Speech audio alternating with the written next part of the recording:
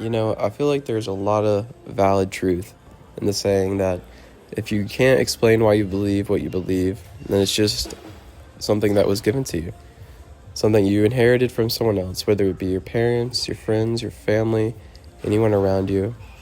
I feel like I'm a prime example of this. Going throughout all of high school and middle school, and even college somewhat, I just go along with the flow.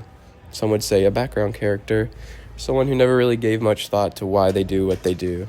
Just kind of, doing what's expected of me, get good grades, have a couple interests, have a couple friends.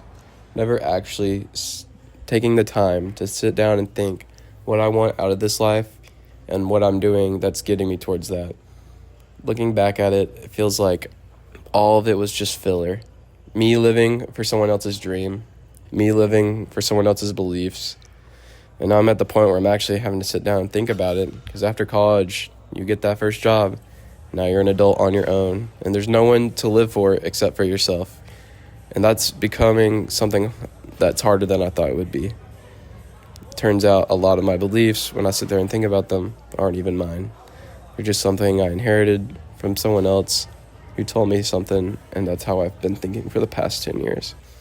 So there's a lot of growing pains with that, realizing that, but I think the first thing is I'm not happy with where I'm at, and I feel like the position I'm at, my job and whatnot, is not putting me in towards the direction I want my life to keep propelling towards. So just let this be a lesson to yourself that if you're listening to this, do not keep living for someone else's dream. You need to sit there and figure out what your dream is, and you will not regret that going into the future.